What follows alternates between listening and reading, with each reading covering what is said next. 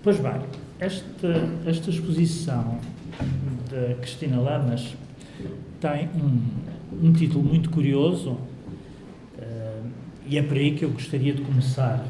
Uma palavra da língua tupi, pororoca, é um fenómeno que ocorre na Amazónia, quando o rio, portanto na foz do rio, quando ele se encontra com o mar. É assim uma espécie de estrondo que as águas provocam, e é esse estrondo que na língua tupi se chama pororoca. Portanto, o encontro das águas, das correntes fluviais com as águas oceânicas.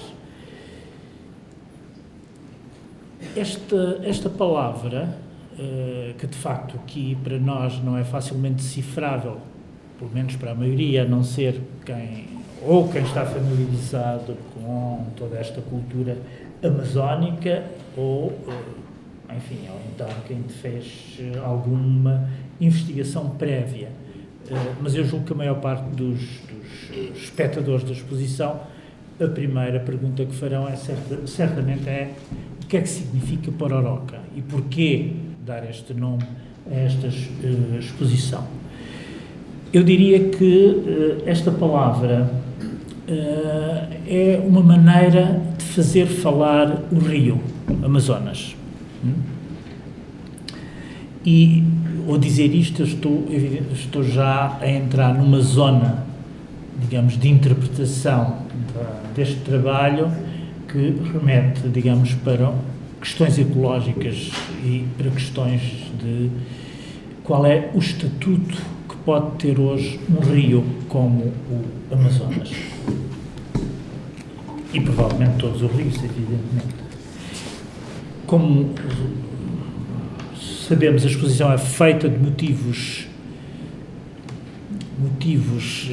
próprios deste local, de vários locais, não são todos do mesmo local, motivos, temas, elementos, enfim, o que lhes queiram chamar, mas todos estes motivos, no fundo, eu acho que fazem um pouco o mesmo que a palavra pororoca, que é dar voz a qualquer coisa que não tem voz, que não fala.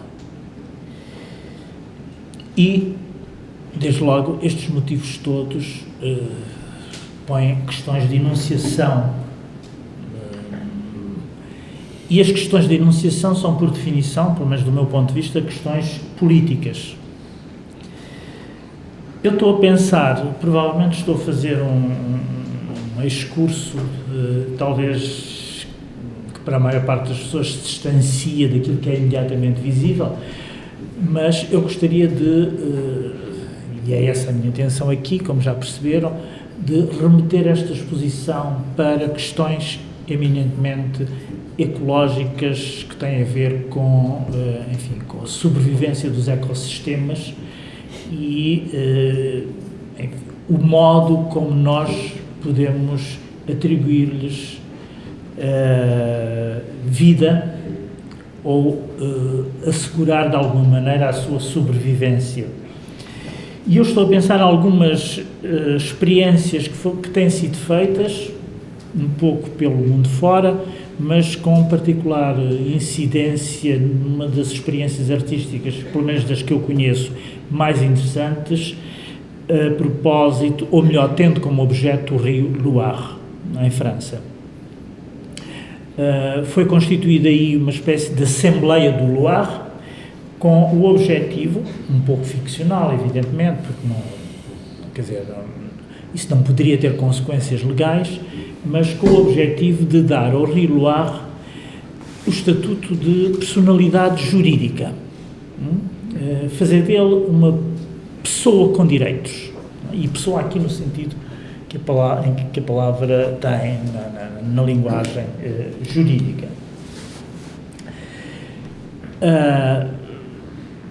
Enfim, não era apenas o rio, quer dizer, o rio funciona aqui um pouco como emblema, mas ao mesmo tempo era todo o ecossistema de que o rio representa e que ele sustenta, não é? Dar um estatuto de personalidade jurídica ao rio significa que ele passaria a ter direitos e poderia mesmo, enfim, mover processos contra ele, enfim, processos contra as lesões que lhe são infligidas, eventualmente. Esta questão da concessão ou da atribuição de um estatuto jurídico aos elementos da natureza, evidentemente é uma novidade, é qualquer coisa que era impensável. Eu ia dizer há uns anos atrás, mas há uns anos atrás é uma data demasiado indefinida, não sei exatamente quando é que esta ideia nasceu, sei perfeitamente que no final do século XIX seria uma coisa altamente bizarra e julgo mesmo que durante toda a segunda metade do século XX terá sido uma ideia ou que não sequer chegou a ocorrer ou quando ocorreu terá sido imediatamente apelidada de uma coisa estranha, não é? Enfim, que é impossível de enquadrar constitucionalmente.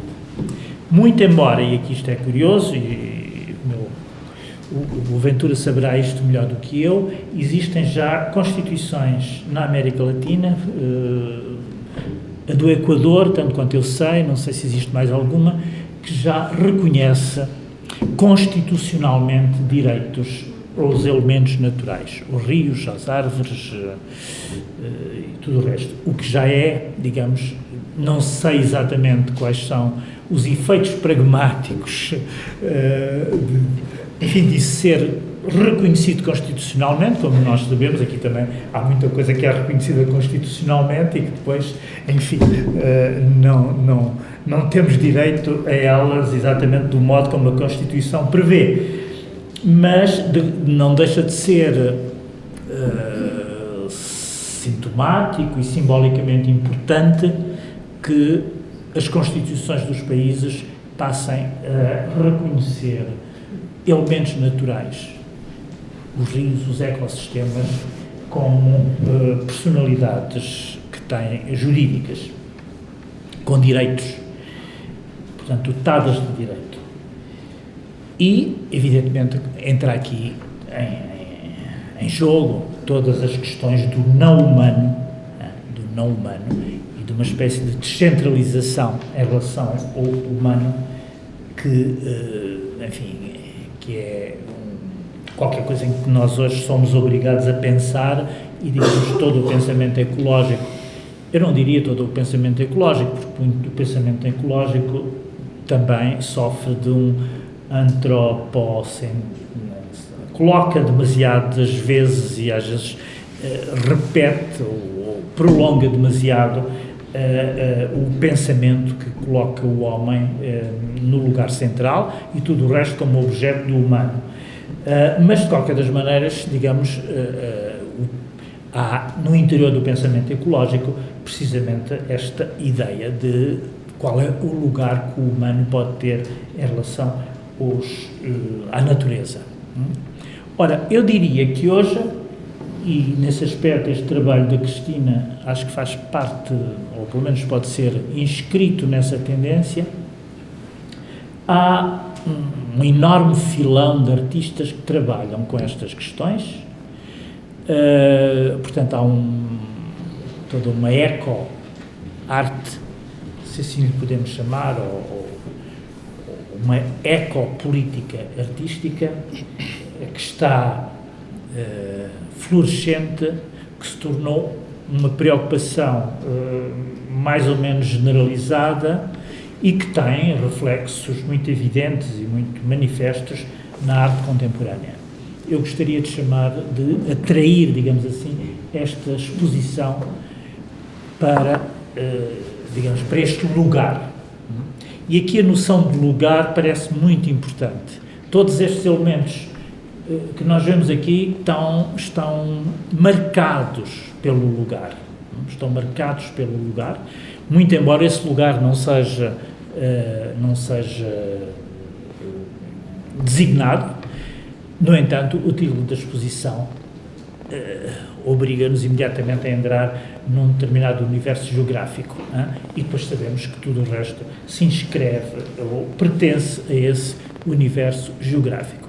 Evidentemente não temos aqui paisagens, aliás a paisagem é quase por definição uma apropriação da natureza pelo homem que não vai de encontro às preocupações ecológicas que nós hoje temos e a todo este debate que está à nossa volta. Na paisagem, a natureza não enuncia, não tem voz, é objeto de uma voz ou de uma enunciação exterior a ela, enquanto que uma exposição como esta tem a questão da enunciação é colocada do lado dos objetos, do lado daquilo que é aqui representado. E, portanto, de alguma maneira, temos aqui um estado de coisas sem voz, às quais o artista pretende dar voz. E aqui dar voz é utilizar imediatamente uma palavra que soa estranha ou estrangeira aos nossos ouvidos, e que, de uma maneira muito manifesta, essa palavra, nós percebemos que não faz parte do nosso universo, ou melhor, do universo cultural europeu, é estranho à nossa língua. E, digamos, puxar essa palavra, utilizar essa palavra como título desta exposição é logo em si todo um programa, e era isso que eu gostaria de destacar e dizer que,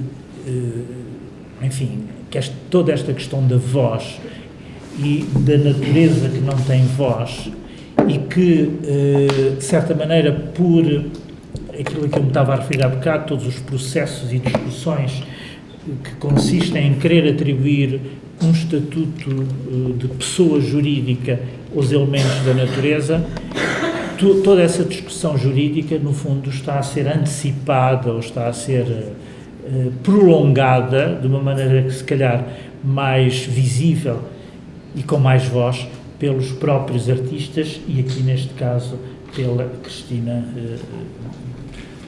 a quem eu agradeço o facto, não só a exposição, mas o convite que me fez para estar aqui.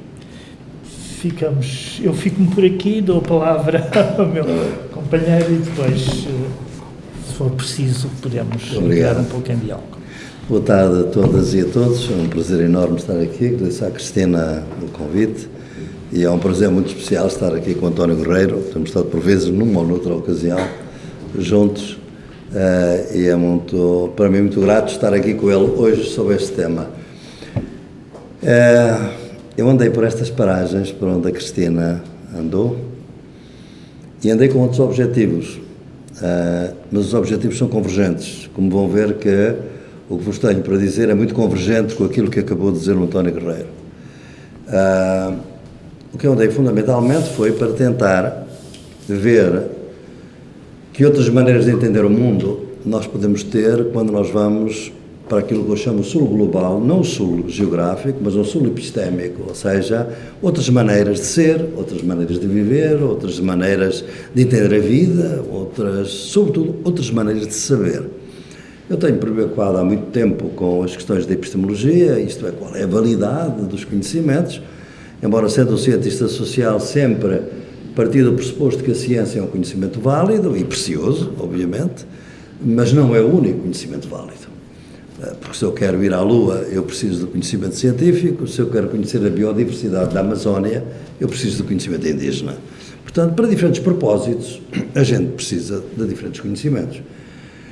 E aqui é que está o grande problema com que eu me enfrentei já desde os anos 80, alguns serão capazes de ter lido aqui um livrito que eu publiquei, porque passou por muitas edições, um discurso sobre as ciências, que exatamente eu chamava a atenção, que realmente não há uma única forma de saber e conhecer o mundo. Há várias, conhecer. Portanto, o mundo é epistemicamente muito diverso.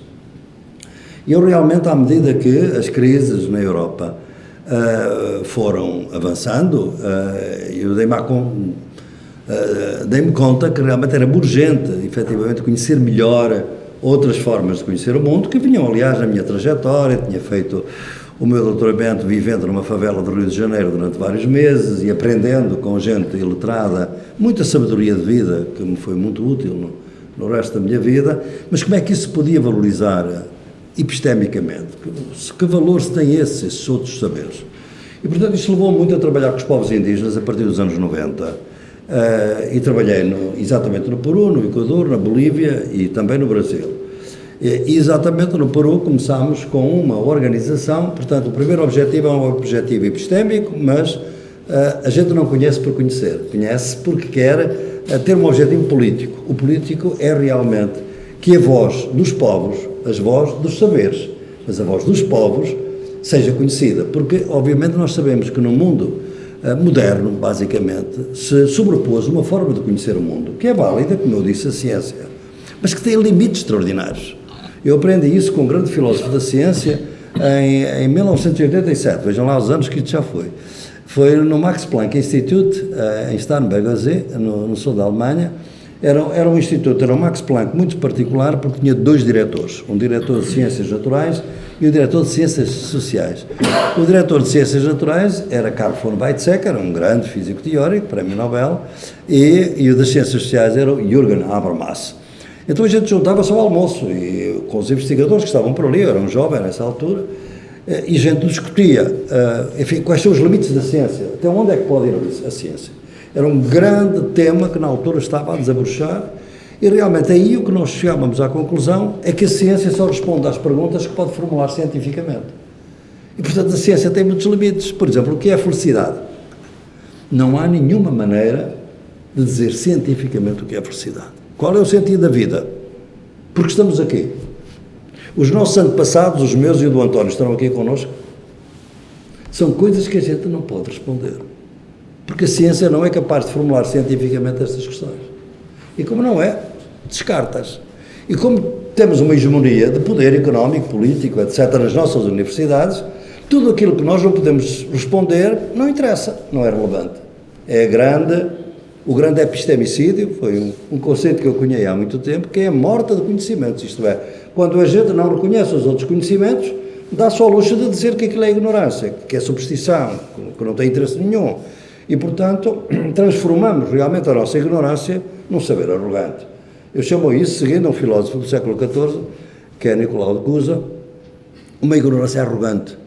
O que eu procuro ser é um ignorante esclarecido, isto é, saber e saber bem a minha ciência, mas saber que ela tem limites e, portanto, há outros saberes que eu não conheço. E se eu não os conheço, tenho que pelo menos relacionar-me com eles. Não é que os vá conhecer inteiramente, mas tenho que saber que eles existem e o que é que me podem trazer. E foi essa a jornada que me levou, sobretudo a partir de 2006. Em 2006 estávamos realmente num sítio sagrado em Cusco, exatamente para fundar a COICA. A COICA era a Confederação das Organizações Indígenas da Cuenca Amazónica. Isto é, porque a Amazónia são 7 países, não é? E fundamentalmente os que têm mais fronteiras são exatamente o Peru, e também a Colômbia, a Bolívia e o Brasil.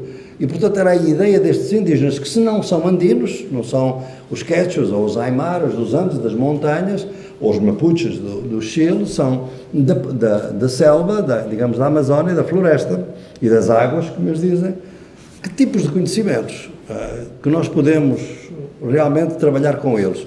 E, ao mesmo tempo, organizar politicamente, isto era também no âmbito do Fórum Social Mundial, que começou em 2001 em Porto Alegre, e, portanto, a ideia de trazermos vários movimentos sociais que não têm as nossas línguas, não falam língua colonial, nenhuma delas, não é? Não têm os mesmos conceitos, não têm as mesmas formas de vida. E isso, para mim, foi uma aprendizagem extraordinária, exatamente como penso que está aqui na Cristina. Realmente ela vai... Não, nós não podemos ser indígenas, não há aqui nenhum folclore, nenhuma intenção romântica de me integrar o que seria uma outra forma de velocidade da modernidade, em que nós somos muito eficazes, mas, pelo contrário, respeitar a diferença. Mas respeitar essa diferença significa o que é que ela nos pode trazer a todos, não a eles apenas, mas a nós. E então eu cheguei à conclusão que realmente a grande mensagem que eu estava a receber da Amazónia todo este período, por todo este trajeto, era uma mensagem que é uma mensagem que se pode formular de uma simplicidade extraordinária. A gente pertence à natureza ou a natureza pertence a nós? Ora bem, nós desde Descartes pensamos que a natureza nos pertence. Porque a natureza é uma res existência e nós somos uma res cogita, portanto nós temos dignidade divina porque pensamos. A natureza não pensa e, portanto, é extensa. E como é extensa, é inerte, e como é inerte, pode ser disponível. Bem, e é esse conceito que nos dominou toda a modernidade ocidental. E foi por isso que a gente tem só o luxo de a destruir, de a dominar, de a colonizar, como quisermos. E, normalmente, esta destruição da natureza não era da natureza, era dos povos. E, portanto, os povos que lá estavam, porque eram os povos, apesar do nosso conceito do século XV, de terra nullius, isto é, terra de ninguém, obviamente que era habitadíssima, não é? Então, nesta zona do Peru era habitadíssima, estavam aí os grandes impérios, obviamente, que dominavam ainda, aliás, Cusco era a grande sede do Império Inca nessa altura. Portanto, é esta ideia de que realmente há outros saberes, há outras formas de conhecer e que nós temos que, de alguma maneira, tentar reconhecer essa outra realidade. Porquê que a gente faz isto? Porque a gente chegou nesta Europa em que a gente se encontra com muitos problemas, como todos saberão, e que não é preciso entrar agora em detalhe, a menos que alguém na pergunta esteja preocupado com isso ou preocupada. Nós estamos numa situação de exaustão política, teórica, espiritual, epistémica, filosófica. Porquê? Porque nós começámos o século XX com dois grandes modelos de transformação social progressiva. Isto é, a ideia de que a sociedade pode ser uma sociedade melhor amanhã. E essas duas ideias que dividiram o mundo europeu, obviamente, em dois, era por um lado a Revolução Social, Revolução Russa, 1917, e o reformismo. Isto era a ideia de que a gente, através de reformas graduais, sem convulsões, sem ilegalidade, sem violência, podemos chegar ao mesmo limite e ao mesmo objetivo. Chamou-se a isso na Europa a social-democracia. Basicamente foi isso. Nós começamos o século XXI e não temos nenhum. Não temos revolução, obviamente, e não temos reformismo. O que é que nós temos? É contra-reformismo. Isto é, a destruição dos poderes, dos direitos que foram conquistados até agora. Se virem os protestos na rua, ninguém está a lutar por direitos novos. Está a lutar para manter os direitos que tinha e não os perder. E nós em Portugal, desde 2011, estamos a perder direitos. Portanto, é aquilo que nós chamamos um período de lutas defensivas. Não é lutas ofensivas, não é para nada do outro mundo, não é? Portanto, este momento de exaustão convida particularmente a ver que outros países e outros povos têm soluções que realmente não passam pelo conceito de crise, não conhecem isso. Não conhecem o conceito de ecológico que nós usamos, porque só tem o conceito de meio ambiente ou de ecologia aquela civilização que destrói a ecologia. Se nós não destruíssemos a ecologia, não precisávamos disto. Portanto, a gente vai para os povos indígenas e dizer, esse conceito não existe. Este tem outro, o conceito quechua de Suma Casai, ou Aymara Suma Camanha. Qual é o conceito? É o conceito de bem viver. O bem viver, ou bem viver em espanhol, é a ideia de que nós podemos viver em harmonia com a natureza, explorá-la, porque sempre exploraram a natureza, sempre abateram árvores, sempre cultivaram, sempre pescaram, mas não destruíram. Portanto, esta ideia de que é possível uma outra relação com a natureza é muito própria deste conhecimento. E é essa que, de alguma maneira, a gente vai ver que há outras maneiras de estar no mundo, de conhecer e de ser, e que é deles. Portanto, esta ideia epistémica, para mim, foi fundamental, porque então começo a ver, efetivamente, que enquanto nós pensamos que a natureza nos pertence, eles pensam ao contrário. A gente pertence à natureza. E como a gente pertence à natureza, a natureza é a nossa mãe. Se é a nossa mãe, nós temos que a respeitar. Nós não podemos matar a mãe, não podemos destruir a mãe, não podemos contaminar a mãe. Portanto, nós temos que ter outro respeito pela natureza. E é por isso que em todas as nossas reuniões, não há nenhuma reunião que não comece sem um ritual de pedir licença à Madre Terra, que é como eles chamam a natureza, Pachamama, em quechua, pedir autorização para ter a reunião. Pedir autorização para falar dela. Pedir autorização para iniciar a cultura, a sementeira, pedir autorização para fazer a colheita. é uma outra altura. Nós não somos indígenas, não vamos fazer uma coisa dessas. Mas o que temos é que ter respeito, que há outra maneira de olhar para a natureza desta forma. Tanto assim que o conceito da natureza também não têm. Só nós é que temos o conceito de natureza como coisa que está separada de nós. Porque se a terra-mãe não é a natureza, é outra coisa. É é o nosso princípio vital. Ora bem, a mim o que me fascina nisto é que realmente é uma maneira totalmente outra de ver o mundo, que nos pode ajudar de alguma maneira, porque aquilo que é bom para eles pode ser bom para nós.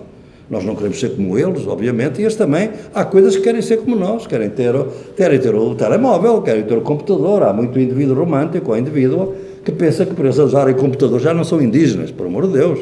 Obviamente que eles querem, agora têm a sua cultura, têm a sua identidade, não querem perder, obviamente. E, portanto, há aqui uma lógica que nós temos que respeitar, é que como é que nós podemos, efetivamente, articular estes saberes com outros saberes. E vejo uma coisa curiosa, que talvez seja, digamos, a descoberta que mais me emocionou nos últimos tempos, e está agora no próximo livro que está agora a ser publicado em inglês e que será publicado também em português, é que realmente nós, no mundo ocidental, que é uma coisa que por vezes os estudos descoloniais não entendem, é que no mundo ocidental, na nossa cultura, nós tivemos tudo isto e perdemos-la. Exatamente ao mesmo tempo em que o Descartes está a defender que a natureza é uma res existência, há um outro filósofo de origem judia, portuguesa, Baruch Spinoza, que exatamente ao mesmo tempo diz o contrário. E diz assim, mas que coisa horrível pensar que a natureza é uma res extensa. Porque o Spinoza vai na sua ética e no Tratado do Entendimento, mas sobretudo na ética, vai distinguir entre a natura naturata e a natura naturans. A natura naturans é a Pachamama. É o princípio vital, é a fonte da vida, é a substância, que é Deus. Em latim, como sabem, Spinoza diz Deus sive natura. Deus, ou seja, a natureza. Pronto, foi, obviamente, como sabem, com esta frase foi considerado panteísta, foi excomungado pelos judeus, foi excomungado pelos protestantes, foi excomungado pelos católicos e foi realmente considerado um autor maldito durante todo este tempo, porque o conceito da natureza do Spinoza não permitia de maneira nenhuma a destruição da montanha de Potosí, exatamente no Peru, que foi nem um século durou. É uma montanha de ouro, era uma montanha de ouro e de prata que foi destruída num século, pelos colonizadores espanhóis, neste caso. Não sei se sabem, mas em Potosí, em 1685, tinha mais população que Londres e Paris. Porque era aí que estava toda a acumulação do capital europeu que precisava do ouro e da prata. E foi lá que foi buscá-lo. Era necessária uma legião de indígenas todas as semanas, porque morriam na mina. A idade média era 20 e tal, 30 anos. Morriam na mina. Portanto, era preciso substituí-los. Foi uma economia de morte, até hoje. Aquilo que um grande amigo meu, Achille Mbembe, chama hoje a necropolítica. Era uma política de morte, digamos assim. Não? Portanto, porque é que o conhecimento de Spinoza, que era um grande filósofo, que hoje todos respeitamos, há tantos spinozistas hoje, por onde eu vou, porque é que este não foi reconhecido? É que a filosofia de Spinoza não permitia a exploração capitalista que a gente fez das colónias. Da natureza, não permitia, tinha que se fazer de outra maneira. E é por isso que ele foi excomungado, de alguma maneira. Claro que não foi só por isso, as coisas são teológicas, tem obviamente que está muita complexidade aqui. Mas a verdade é o seguinte, porque é que renasce Spinoza agora? Exatamente porque a gente perdeu a confiança no pensamento cartesiano devido àquilo que o António estava a dizer, a crise ecológica. A gente começa a ver, mas então isto será a única maneira de ver o mundo? A gente vai destruir o mundo de um dia para o outro? As águas estão aqui permanentes por todo lado. Sabem que em 2050 metade da população mundial não tem acesso à água potável. Estamos nos estudos das Nações Unidas. Como é que vamos resolver? Quem é que sabe disto? Nós, o público, anda distraído porque as notícias ocupam-nos de outras coisas, não ocupam destas coisas, obviamente. Mas a Nestlé sabe. A Bestel sabe, as grandes empresas de água sabem. Não sei se sabem, mas a Nestlé está a comprar os aquíferos na América Latina em todo o lado que pode e na África. Porquê? Porque, obviamente, é água que amanhã terá que ser engarrafada para as pessoas terem acesso à água. Portanto, eles estão a comprar os aquíferos. Em alguns países não podem, que é o caso do Uruguai, que na Constituição tem a ideia de que são um produto natural e nacional, que não pode ser de maneira nenhuma privatizado, digamos assim, vendido. Mas estou a comprá-lo no Brasil, por exemplo. Já compraram parte do aquífero Guarani do Pantanal, por exemplo. Esta é a situação em que a gente se encontra e, portanto, a recuperação destes saberes, destas formas de vida, é fundamental não para recriá-las romanticamente. De maneira nenhuma, não há isso, não há um regresso ao passado. Isso, a meu entender, são questões tradicionalistas e de outro registro político que não é o meu, é pensar um futuro melhor, onde caibam eles e caibamos nós. Não é? Portanto, é esta aprendizagem que eu vejo aqui na exposição da Cristina, que vejo no que o António acabou de dizer, e naquilo que eu tenho vindo a trabalhar. Ele trabalhou um tema absolutamente importante, que é exatamente o que nós chamamos hoje, em geral, os direitos da natureza. E realmente este conceito é um conceito está realmente no artigo 71 da Constituição do Equador, que é toda uma secção dedicada aos direitos da Madre Terra, da Terra-mãe, e que depois tem outros prolongamentos, no caso da Constituição da Bolívia, da Bolívia, exatamente, de 2009. Ora bem, o que é interessante nisto? É que nós sabemos, e o António suspeitou imediatamente que estas ideias constitucionais podiam ficar no papel. Realmente no Equador ficaram, lamentavelmente, no papel. Neste momento, o Equador tem um governo neoliberal do pior possível, e acabo de saber que querem fazer também o impeachment do Sr. Guilherme Lasso, que é um banqueiro do Guayaquil e que é agora o presidente. Portanto, essa ficou. Só que as boas ideias na história, que é uma coisa fascinante para nós, que nós na Europa não entendemos, as boas ideias na história ficam na marca, ficam na história, como marcas. E, portanto, por vezes ressurgem em outro lugar, diferente. Por exemplo, esta ideia dos direitos dos rios, que hoje temos vários rios já com declarações constitucionais, vai ter a melhor formulação dos direitos dos rios na Nova Zelândia, em 2017, um rio sagrado do povo maori que há 140 anos lutava pela legalização, pelo reconhecimento dos direitos daquele rio sagrado e finalmente a Nova Zelândia reconheceu esses direitos.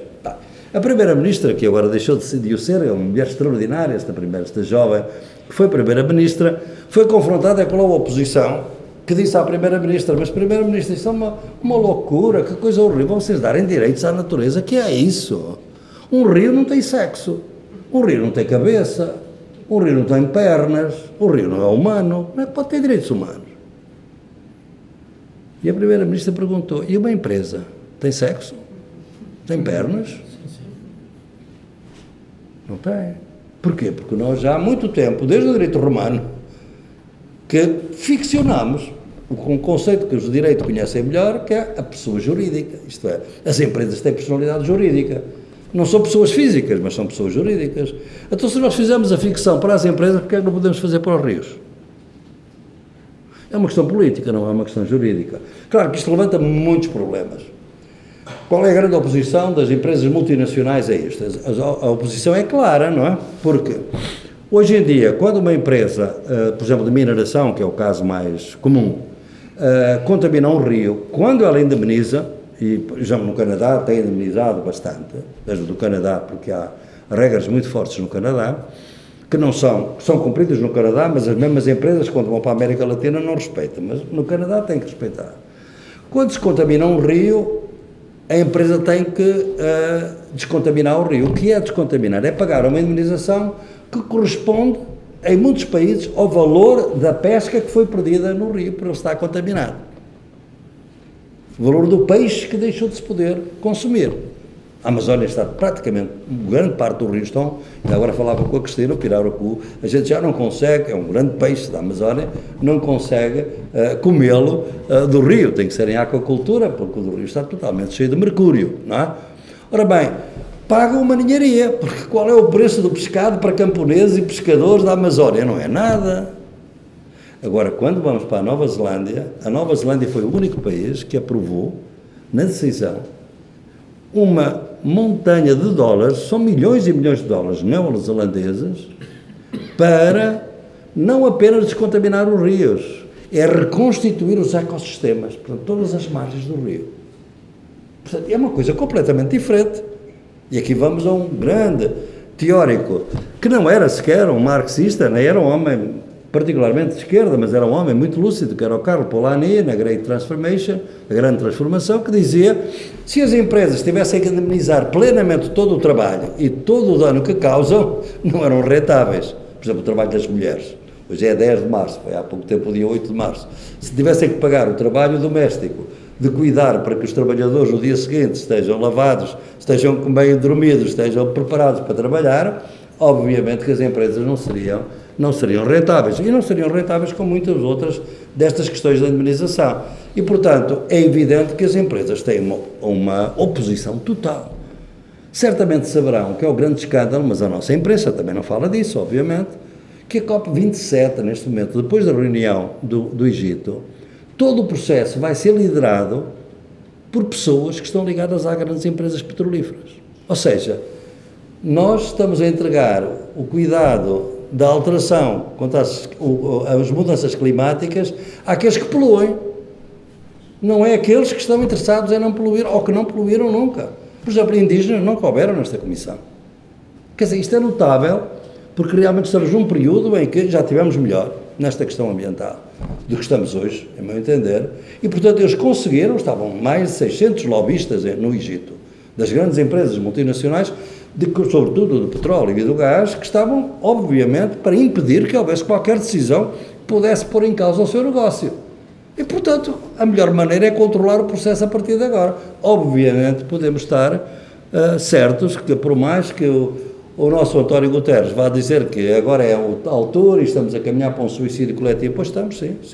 Se for assim, vamos caminhar para um suicídio coletivo, não há dúvida nenhuma.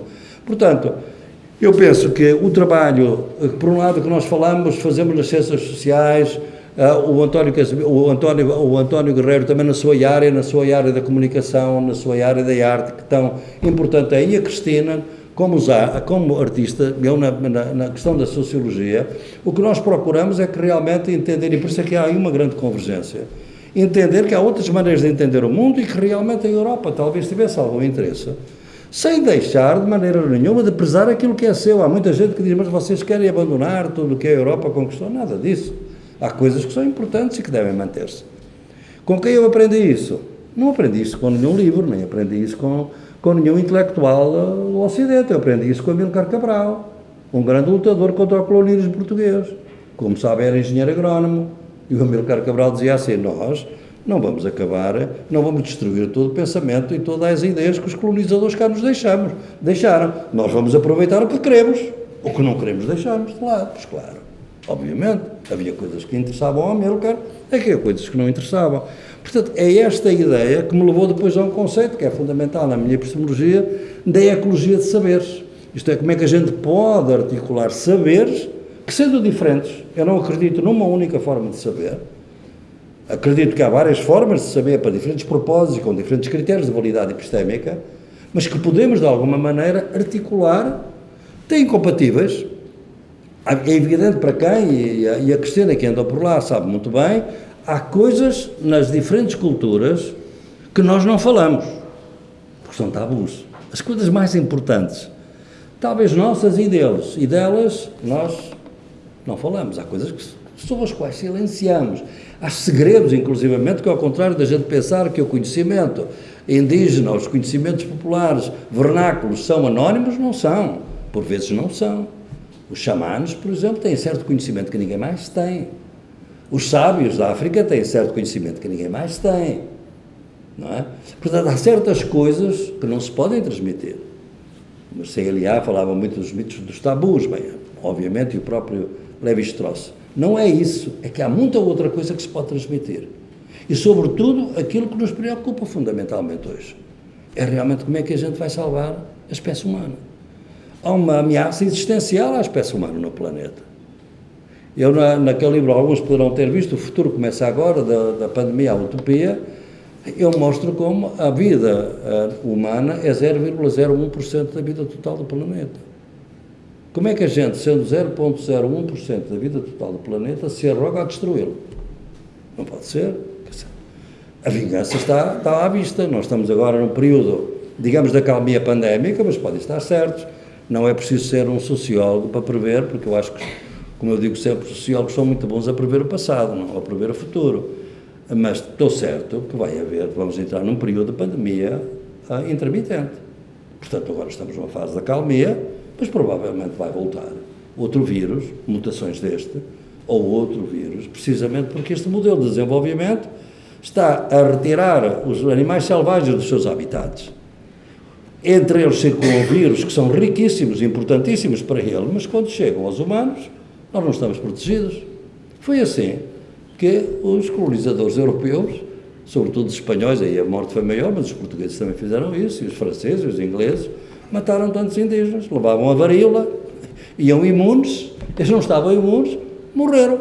Foi a primeira guerra biológica, em alguns casos foi intencional, como sabem.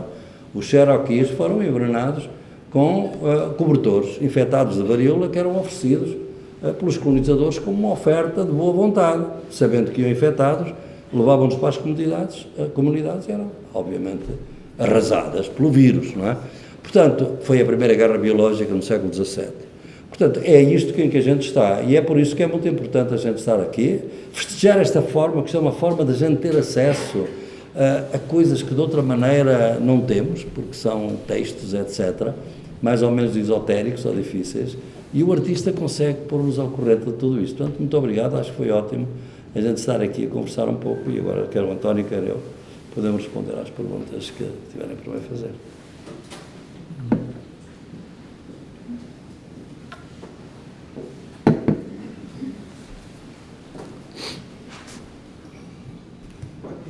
Eu gostava de dizer um poema. É um texto que se chama Queda do Céu, Palavras de um Chama Yanomami. David Copenau. Falou agora, gostei muito de ouvir, não ouvi o António, mas tenho dito este poema muitas vezes quando se apresenta também no lugar, e é na língua dos Yanomami. Na voz de David Copenau foram as imagens dos japins Ayopora e dos pássaros Satiparisi, todos donos dos cantos que arrancaram minha língua. Pegaram-na para refazê-la, para torná-la sábia. Pegaram-na para refazê-la e para torná-la sábia.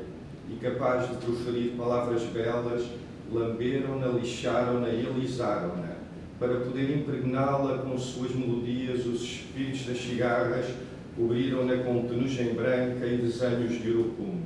Os espíritos do zangão, Remoremomoshi, lamberam-na para libertá-la aos poucos de suas palavras de fantasma.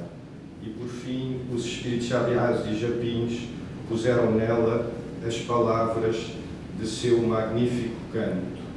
Deram-lhe a vibração do seu chamado. Foi assim que os Shapiri prepararam a minha língua leve e afinada e fizeram dela uma língua de árvore de cantos, uma verdadeira língua do espírito, tornaram-na outra. Muito bem.